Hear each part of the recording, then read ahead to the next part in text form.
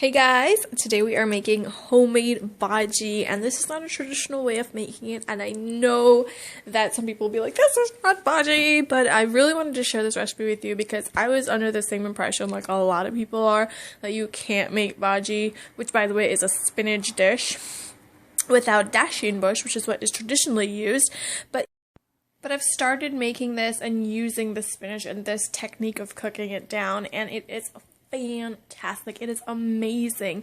The difference is so slight you won't even notice it. And you know, if you can't find dasheen bush, if you can't find this sort of spinach that you need, you can definitely make this recipe using these ingredients, which you most definitely can find. I got large onion that I've cut up into small pieces. I've got one medium-sized tomato that I've also just cut up into small pieces like so. About cloves of garlic that I've minced. I have 2 chicken bouillon cubes. Now, if you want to make this all vegetarian, just go ahead and use vegetable bouillon. I've got 2 peppers here. These are habanero peppers, and I'm using 2 because I know the heat of these peppers just ain't gonna cut it for me. I like it really spicy, so I'm using 2, but adjust it to your liking of heat. I've also got some water, you're gonna need some coconut milk, and of course the spinach. Now, you can use dasheen bush if you could find it, but another thing is I can't find that. The only thing close that I could find to it is long leaf spinach, and to get that out of my farmer's market is like getting hot bread that just came out of the oven. It goes so quickly that I just could never get my hands on it. So I'm using fresh spinach. Now, I purchased this in a bag that you get in the grocery store. This is a 10-ounce bag. I'm going to be using 2 10-ounce bags. And when I get them, I like to put them in the freezer so that they stay nice and frozen. Because if I leave them in the fridge for a certain amount of time, they start to spoil. And another good thing about freezing it is that it breaks down really quickly as we're cooking it. I've also got about a half a cup to 3/4 cup of okra, whatever you call it. This is, completely optional. You can leave it out if you want, but extra goodness in this meal, is just a plus. So I'm going to be adding it. And do remember that all the amounts and everything that I used will be listed below in the description box, of course. Also, we're going to be needing just some salt and pepper, and we're just going to go ahead and put this whole thing together. Alrighty, so in my pot I've got about 1 tablespoon of vegetable oil, and my heat is on medium heat, and I just want this to come nice and hot. I'm going to be adding in my onions, my pepper that you see I've just cut up into small pieces, so I just minced it up, my garlic, and my tomato. Just going to go ahead and stir that all throughout the oil.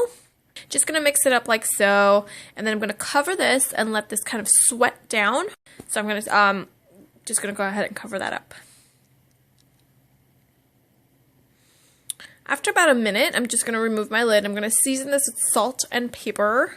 This is going to help break down the onions and everything, and it's just going to kind of bring everything together. Now, you're going to need the salt is really going to depend on how salty you want this dish. As with any other dish, the salt is going to be up to you. I like this to be kind of salty, but do remember that the chicken bouillon cubes, they do have a lot of sodium in them already, so it's going to make it already salty, so you can always season at the end. So I'm going to cover this and let this go for 5 minutes.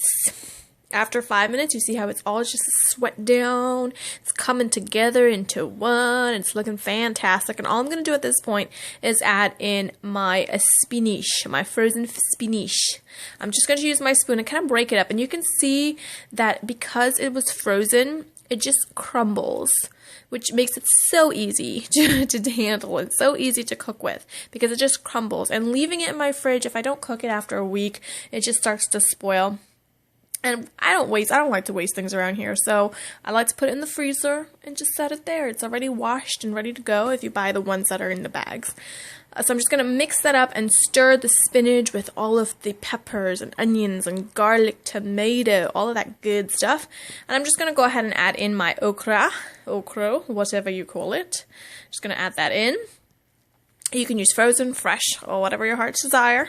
I'm just going to stir that all in together like so. Mix that all up real good.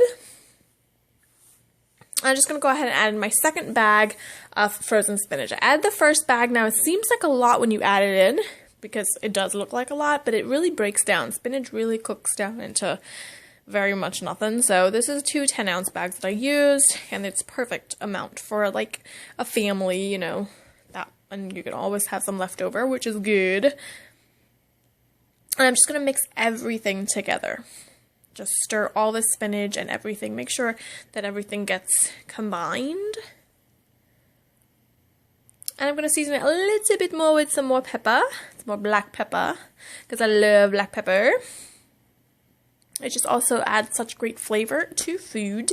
As much as salt is a flavor enhancer. I need my black pepper. I'm going to add in my 2 chicken bouillon cubes. Now, of course, like I said, you can use vegetable bouillon. So I'm just adding in the chicken bouillon. Going to go ahead and add both of those in. I'm crumbling it up, so it just makes it easier to kind of stir it all in.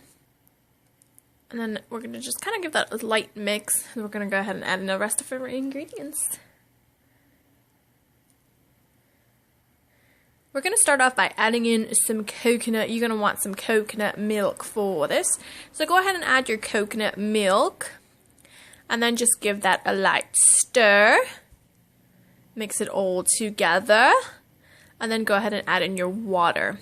All the amounts I'll have listed below in the description box, but you're going to want 2 3/4 cups of water and a 1/2 cup of coconut milk. So we're going to go ahead and add in that water. Now the main thing about this dish is the way of cooking it down. It's going to take a while to cook down. We really want to break this spinach down. So I'm going to cover this and let this cook for about 35 minutes, stirring every 5 to 10 minutes or so. We're going to let this cook for about 35 minutes. And let it do its thing on medium heat. I'm going to come in, I'm going to remove the lid and give it a stir, and you're going to start to see it breaking down. You can already see it there. That's probably about after 5-10 minutes or so. But it's going to start to break down as it cooks more and more. Just let it go for about 35 to 40 minutes. And after about maybe 35-40 minutes or so, you're just going to remove the lid and let it cook down uncovered for maybe 5 to 10 minutes until all the water is evaporated. You can see halfway through cooking there, it's breaking down lovely, it's thickening up, it's just becoming this amazing dish, really healthy dish, it's delicious.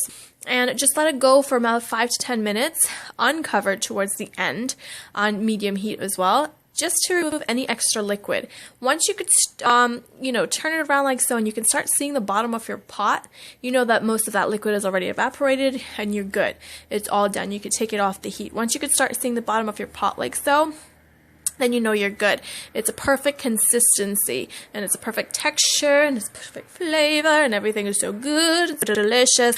I love this, and I make this so much now, ever since I started doing it like this. I don't even need the dashing bush. I don't even go trying to go to my farmer's market and see if I can get some long leaf spinach, because this works fantastic. I hope that you guys enjoyed this recipe. Thank you guys for watching, as always, and don't forget to subscribe, like, share, and all that good stuff, and I will see you guys next time. Bye bye.